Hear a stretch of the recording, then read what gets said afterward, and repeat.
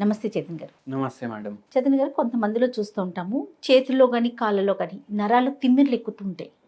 All of sudden అయిపోతుంది. పడుకుంటారు, లేచేసరికి ఒక చెయ్యి అంతా బాగా తిమ్మిరి అయిపోయింది, అసలు పని చేయదు, అంటే స్పర్శ కూడా ఉండదు, అట్లా అయిపోతూ ఉంటారు. మళ్ళీ వితిన్ మినిట్స్లో తగ్గుతుంది.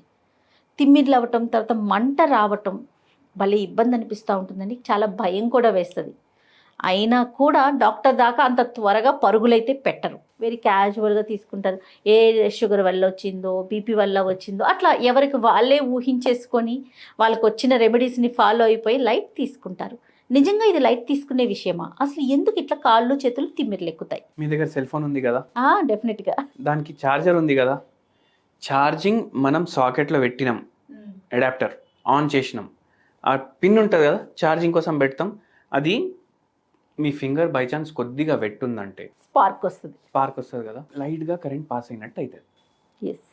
ఇప్పుడు అట్లనే మొత్తం అరికాల్లో అవుతుంది, అరిచేతిలో అవుతుంది, చేతులు లాగుతున్నాయి, తిమ్మిర్లు అనిపిస్తుంది. సేమ్ ఫీలింగ్ ఉంటుంది. మీరు ఒకసారి ఆలోచించి చూడండి. మళ్ళీ ఏం చెప్తారు తెలుసా పేషెంట్, మొత్తం మంట అవుతుంది, చేతులలో మంటలు వస్తున్నాయి. ఎందుకంటే ఏదైతే నరాలు ఉంటాయి కదా, ఇప్పుడు brain and spinal cord, okay, central nervous system అంటారు. అంటే మన బుర్ర ప్లస్ వీపు, నడుము, మెడ, ఇక్కడ స్పైనల్ కార్డ్ పాస్ అవుతుంది. స్పైనల్ కార్డ్ ఏదైతే పాస్ అవుతుంది కదా, ఇప్పుడు అరికాల్లో మంటలు ఉన్నాయి, సేమ్ అదే ఫీలింగ్ ఉంటుంది. చార్జర్ ఇట్లా పిన్ తగిలితే ఎట్లా ఫీలింగ్ ఉంటుంది, అదే ఫీలింగ్, కానీ మొత్తం పాదాల్లో ఉంటుంది. ఇక్కడ ఓన్లీ ఒక టిప్ మీద వస్తుంది కాబట్టి మనం చేయి తీసేస్తాం, ఓన్లీ ఆ టిప్ వరకే అనిపిస్తుంది. కానీ మొత్తం బాడీనే అట్లా అనిపిస్తే ఎట్లుంటుంది మనిషికి? అవునా కదా? అవునండి. మనకు బై ఛాన్స్ డిహైడ్రేషన్ అయింది, సన్ స్ట్రోక్ అయింది, మనం ఏం తీసుకుంటాం? ఓఆర్ఎస్ తీసుకుంటాం, అంతే. ఓరల్ రీహైడ్రేషన్ సాల్ట్స్ అంటారు దాన్ని. ఇప్పుడు ఈ ఓఆర్ఎస్ని ఓరల్ రీహైడ్రేషన్ సాల్ట్స్ అని అంటాం కదా, దానికి ఎలక్ట్రోలైట్స్ అనేసి కూడా అంటాం. ఎలక్ట్రాల్ పౌడర్ అనేసి మనం చిన్నప్పుడు విన్నాం కదా. ఎలక్ట్రాల్ అని ఎందుకు చెప్తారు దాన్ని? ఎలక్ట్రోలైట్స్ ఉంటాయి దాంట్లో. ఇవి ఏం చేస్తాయి అంటే మన బాడీ కరెక్ట్గా నడిచేటట్టు చూస్తుంది. ఎలక్ట్రోలైట్స్, ఎలక్ట్రిసిటీ, జర వర్డ్ కామన్ ఉంది కదా. ఎందుకు ఎలక్ట్రోలైట్స్ అంటారంటే మన బాడీ నడిచేది ఎలక్ట్రిసిటీ మీద నడుస్తుంది మన బాడీ. అందుకే ఎలక్ట్రోలైట్స్ ఇంపార్టెంట్. కరెంట్ సరిగా పాస్ అవ్వాలి మన బాడీలో అంటే సోడియం, పొటాషియం, మెగ్నీషియం, ఫాస్ఫరస్, ఇవన్నీ ఇంపార్టెంట్. ఇవన్నీ దాంట్లో ఉంటాయి. రైట్. ఇవన్నీ దాంట్లో ఉంటే అది మన బాడీలో కరెక్ట్ ఉంటేనే కరెక్ట్గా ఎలక్ట్రిసిటీ పాస్ అవుతుంది. ఈ ఎలక్ట్రిసిటీ ఎట్లా పాస్ అవుతుంది? నరాల ద్వారా పాస్ అవుతుంది. ఇప్పుడు నరాలు డ్యామేజ్ అయినాయి, షుగర్ వ్యాధి వల్ల డ్యామేజ్ అయినాయి, లేదు అంటే డీజెనరేటివ్ డిస్క్ డిసీజ్ అంటారు. మోకాలు నొప్పులు వస్తున్నాయి కదా, మోకాలు నొప్పుల్లో ఆస్టియోఆర్థరైటిస్ వల్ల వస్తున్నాయి కదా, అట్లనే ఆస్టియోఆర్థరైటిస్ నడుములో కూడా అవుతుంది. ఇప్పుడు ఈ స్పైనల్ కార్డ్ ఉంటుందా, దానికి ప్రొటెక్షన్ చేయడానికి బోన్స్ ఉంటాయి, దాన్ని వర్టిబ్రే అంటారు. అంటే మొత్తం స్పైనల్ కార్డ్కి చుట్టూ ఇట్లా రింగ్స్ లాగా బోన్స్ ఉంటాయి, దాన్ని వర్టిబ్రే అంటారు. ఇప్పుడు దాంట్లోనే ఆస్టియోఆర్థరైటిసో, ఆస్టియోపోరోసిసో, లేదంటే ఏమైనా డిడిడి అంటే నేను ఇప్పుడు డీజనరేటివ్ డిస్క్ డిసీజ్ అన్నాను కదా, లేకపోతే ఇంకా వేరే కాంప్లికేషన్ ఏమైనా అయింది. ఇప్పుడు అక్కడ అట్లా అయిందనుకోండి, ఇంటర్వర్టిబ్రల్ డిస్క్ స్లిప్ అయింది, డిస్క్ బల్జెస్ అయినాయి, అప్పుడు ఏమవుతుంది? ఆ నరం, మెయిన్ నరం బాడీది స్పైనల్ కార్డ్, అది కంప్రెస్ అవుతుంది. అది మెయిన్ వైర్ కదా, అవునవును, అది కంప్రెస్ అయింది. ఇప్పుడు ఏమవుతుంది? కరెంట్ మనకు ఎట్లా తగిలింది అట్లా ఒకటేసారి కరెంట్ వస్తుంది, ఒకటేసారి కరెంట్ పోతుంది. ఇప్పుడు మనం కంటిన్యూస్లీ స్విచ్ ఆన్ ఆఫ్ చేస్తే లైట్ బ్లింక్ అవుతుందా కాదా? ఆ వైరింగ్ లో ఏమైనా ప్రాబ్లం అయితే ఇట్లా బ్లింక్ అవుతుంది లైట్. ఇక్కడ కూడా అది బ్లింకింగ్ అవ్వడం వల్ల, ఒకటిసారి ఎక్కువ కరెంట్ రావడం వల్ల, ఆ ఎలక్ట్రిసిటీలో ప్రాబ్లం రావడం వల్ల మనకి ఇట్లా అరికాల్లో మంటలు, కాళ్ళు లాగడం, చేతుల్లో మంటలు, ఒక్కొక్కసారి తల కూడా పట్టేసినట్టు, తలలో కూడా మొద్దుగా తిమ్మిర్లు అయిపోయి ఇట్లా ఇక్కడ ప్రాబ్లం ఉంటాయి. ఇప్పుడు ఏంటంటే మెడ ఉంటది కదా, తలకు సప్లై చేస్తుంది, చేతులకు సప్లై చేస్తుంది, నడుము ఏమో కాళ్ళకు సప్లై చేస్తుంది. అయితే మీకు తిమ్మిర్లు ఎక్కడ వస్తున్నాయి, ఇట్లా షార్ట్ కొట్టినట్టు ఎక్కడ అవుతుంది? అయితే నడుము భాగంలో ప్రాబ్లం ఉంటే కాళ్ళకు అవుతుంది, మెడలో ప్రాబ్లం ఉంటే చేతులకు అవుతుంది. కొందరు పేషెంట్లు ఎట్లా వస్తారు? షుగర్ వ్యాధి పేషెంట్లు వస్తారు. షుగర్ వ్యాధి అన్కంట్రోల్డ్ ఉంటుంది వాళ్ళకు. షుగర్ వ్యాధి అన్కంట్రోల్డ్ ఉండి ఈ నరాల ప్రాబ్లం స్టార్ట్ అవుతుంది.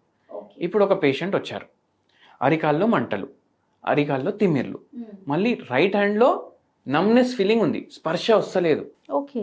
లెఫ్ట్ హ్యాండ్లో స్పర్శ ఉంది కానీ మంటలు ఉన్నాయి. అయితే మనం హోమియోపతిలో ఏదైతే సిమ్టమ్స్ ఉంటాయి కదా డీటెయిల్గా తీసుకుంటాం. ఇప్పుడు ఓన్లీ తిమ్మిర్లు ఉన్నాయా, నరాలది ప్రాబ్లం ఉందా, మందు రాసి ఇవ్వం.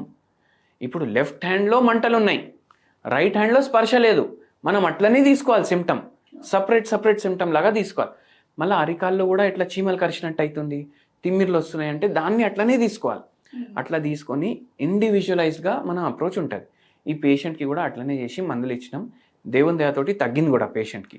మళ్ళీ షుగర్ వ్యాధి కూడా మెల్లమెల్లగా రివర్స్ అయింది. అయితే షుగర్ వ్యాధి ఉంటే కూడా అన్కంట్రోల్డ్ ఉంటే కూడా ఈ నరాలు డ్యామేజ్ అవుతాయి. ఎందుకు? ఎలక్ట్రోలైటిక్ ఇంబ్యాలెన్స్ అయ్యే ఛాన్సెస్ ఎక్కువ ఉంటాయి పేషెంట్లకు.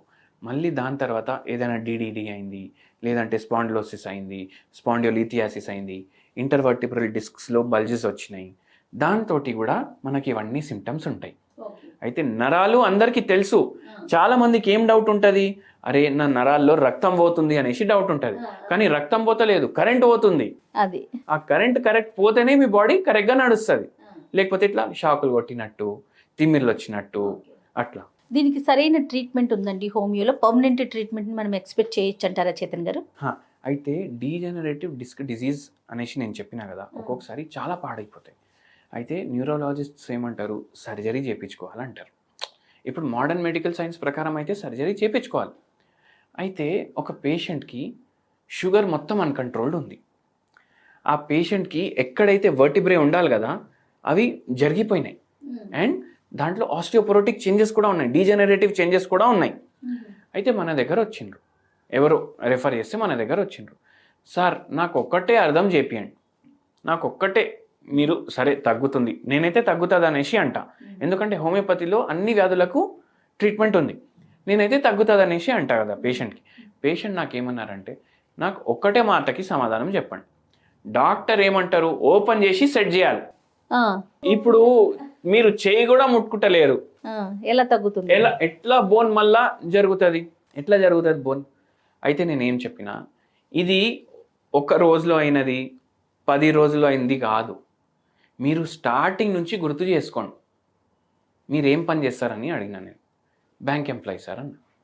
మొత్తం రోజు కంప్యూటర్ ముంగట ఉంటారా? అవును ఉంటాను. ఒంగి చూస్తారా కంప్యూటర్ని? అవును చూస్తాను. ఎన్నేళ్ళ నుంచి చూస్తున్నారు? 15-20 ఏళ్ళ నుంచి నేను అదే పని మీద ఉన్నా సార్ అని అన్నారు. అయితే మీ పోస్చరే తప్పు ఉంది, పోస్చర్ తప్పు ఉండడం వల్ల మీకు స్టార్ట్ అయిన వచ్చు ప్రాబ్లం. మళ్ళీ షుగర్ వ్యాధి ఉంది. అయితే మనం ఏం చేస్తామంటే మనం మందులు ఇస్తాం. మన మందులు, హోమియోపతి మందులు డైరెక్ట్ నరాల మీదనే పనిచేస్తాయి. నరాలు ఉంటాయి కదా, అవి సిగ్నల్ పంపించాలి. ఒక మందు వచ్చింది బాడీలో, ఈ ఫలానా ప్లేస్లో ప్రాబ్లం ఉంది, అది సెట్ అవ్వాలి అనేసి నరాలు సిగ్నల్ పంపిస్తే ఆటోమేటికలీ బాడీనే సెల్ఫ్ హీల్ చేసుకుంటారు. మీరేం చేయాల్సిన పని ఏంది? మందు టైంకి వేసుకోవాలి, పోస్చర్ కరెక్ట్ మెయింటైన్ చేసుకోవాలి. ఫుడ్ విషయంలో కేర్ తీసుకోవాలంటారా? ఫుడ్ విషయంలో డెఫినెట్లీ కేర్ తీసుకోవాలి. ఇప్పుడు షుగర్ అన్కంట్రోల్డ్ ఎందుకు ఉంది? ఎందుకంటే మన ఫుడ్ చక్కగా లేదు కాబట్టి. అంతేగా. అయితే ఫుడ్ విషయంలో మీరు జాగ్రత్తలు తీసుకోవాలి. ప్రోటీన్ కంటెంట్ ఫుడ్ ఎక్కువ చేయండి, ఫైబర్ కంటెంట్ ఫుడ్ ఎక్కువ చేయండి, కార్బోహైడ్రేట్ కంటెంట్ ఫుడ్ తక్కువ చేయండి, అంతే. అట్లా చేసుకుంటా మీరు మందులు వాడండి. పోస్చర్ మీద మీరు కొంచెం ఫోకస్ పెట్టుకోండి, మంచిగా అయిపోతుంది. ఆ పేషెంట్కి నొప్పులు, మంటలు, తిమ్మిర్లు అన్ని 4 నెలల్లో 80% తగ్గిపోయినాయి. 1.5 years 2 years పడ్డది, పూర్తిగా నయమైంది. కంట్రోలే కాదు, పేషెంట్కి కొద్ది వరకు రిపేర్ కూడా అయిపోతుంది. ఇప్పుడు 50 ఏండ్లు ఉన్నాడు పేషెంట్, లేకపోతే 60 ఏండ్లు ఉన్నాడు పేషెంట్. ఆ పేషెంట్కి మొత్తం 20 ఏండ్లో బొక్కలు ఎట్లుంటాయి అట్లా చెయ్యం, మనం చేయలేము. 60 ఏండ్లకు ఎట్లా ఉన్నాయి అట్లా చేసేస్తే కూడా అది తగ్గిపోయినట్టే కదా. సో అట్లా ఈ పేషెంట్కి కూడా అట్లనే యాజ్ ఎర్లీ యాజ్ ఒక మంచి డాక్టర్ని కన్సల్ట్ చేయటం అనేది చాలా ఇంపార్టెంట్, అంతే కదా చేతన్ గారు? ఏదైనా దీనికి సంబంధించి ఏదైనా మంచి రెమెడీ ఉంటే చెప్తారా? మంచి రెమెడీ చెప్తాను చూడండి. మనకు రక్తం కూడా సరిగా లేకపోతే నరాలకి బ్లడ్ సప్లై తగ్గుతుంది. నరాలకు బ్లడ్ తగ్గిందంటే ఆక్సిజన్ తగ్గుతుంది, ఐరన్ తగ్గుతుంది, మినరల్స్ తగ్గుతాయి, అన్ని తగ్గుతాయి. బ్లడ్ ఏమో మొత్తం ట్రాన్స్పోర్టేషన్ పని చేస్తుంది బాడీలో. అంటే ఆక్సిజన్ని ఒక కాడికి వెళ్ళి ఇంకో కాడికి తీసుకెళ్ళడం, న్యూట్రియంట్స్ని ఒక కాడికి వెళ్ళి ఇంకో కాడికి వెళ్ళి తీసుకెళ్ళడం. సో అట్లా నరాలకు కూడా బ్లడ్ తగ్గింది, షుగర్ పెరిగింది బాడీలో, ఎక్కువ షుగర్ కూడా పోతుంది అంటే నరాలు చక్కగా పనిచేయవు ఒక్కొక్కసారి. అయితే దీనికి మంచి హోమ్ రెమెడీ ఏంటంటే మునక్కాయలు ఉంటాయి కదా, మునక్కాయలు డైలీ ఏదో రూపంలో మీ డయట్లో మీరు ఇంక్లూడ్ చేసుకోండి. పప్పు చేసుకుంటే మునక్కాయలు వేసుకోండి, సాంబార్ చేసుకుంటే మునక్కాయలు వేసుకోండి, ఒకరోజు మునక్కాయ కర్రీ చేసుకోండి. మళ్ళా దీని లీవ్స్ది పౌడర్ కూడా వస్తుంది, అవును, మునగాకు పౌడర్. మునగాకు పౌడర్. అది మీరు రెగ్యులర్లీ మీ డయట్లో వాడండి. ఓకే. దాని పొడి కూడా వస్తుంది. పొడి ఇప్పుడు పుట్నాల పొడి వేసుకొని మనం తింటాం కదా, దోశల మీద వేసుకుంటాం, అవునవును. అట్లా మునక్కాయల పొడి కూడా వస్తుంది. అది మీరు ఇంట్లో సెల్ఫ్గా ప్రిపేర్ చేసుకోవాలి. బయటికి వెళ్ళి తెస్తే ఏం ఆయిల్ వాడతారు, ఏం వేస్తున్నారు, ఎంత మునక్కాయలు వేస్తున్నారు మనకు తెలియదు కదా. ఇంట్లో చేసుకోండి. ఇంట్లో చేసుకుంటే మీరు హైజీనిక్గా ప్రిపేర్ చేసుకుంటారు. ఏది హెల్త్కి మంచివి ఆ ఐటమ్స్ వాడి ప్రిపేర్ చేసుకుంటారు. డైలీ 2 బుక్కలు మీరు రైస్ తోటి అది కలుపుకొని తినండి. ఓకే, చాలా బెటర్ ఉంటుంది. మళ్ళీ ఇంకోటి ఫ్యాసినేటింగ్ నేను చెప్తాను. ఇప్పుడు దీంట్లో ఎన్ని బెనిఫిట్స్ ఉన్నాయి అంటే మనకు బోన్స్కి బెనిఫిట్, జాయింట్స్కి బెనిఫిట్, మనకు స్లీప్కి బెనిఫిట్. ఏమైందంటే నేను ఒకసారి చండీగఢ్ పోయినా. డైలీ హోటల్లో బ్రేక్ఫాస్ట్ బుఫే ఉంటారు కదా, నేను ఇడ్లీ సాంబార్ తీసుకొని తింటున్నా. నా పక్క టేబుల్ మీద వాళ్ళు అక్కడ వాళ్ళే ఉండే. అయితే మునక్కాయ వస్తుంది కదా సాంబార్లో, అరే ఇది ఏంది ఏంది ఎందుకు వేస్తారు, ఇది నాకు అర్థమే కాదు అనేసి తీసి పడేసిండ్రు. అది బంగారంకి సమానం మన బాడీకి. అవును. సో దీని హెల్త్ బెనిఫిట్స్ మీరు తెలుసుకోండి. తెలుసుకున్న తర్వాత మీరు ఆటోమేటిక్ ఇంక్లూడ్ చేసుకుంటారు మీ డయట్లో. రైట్ అండి, థ్యాంక్ యూ సో మచ్. నమస్తే.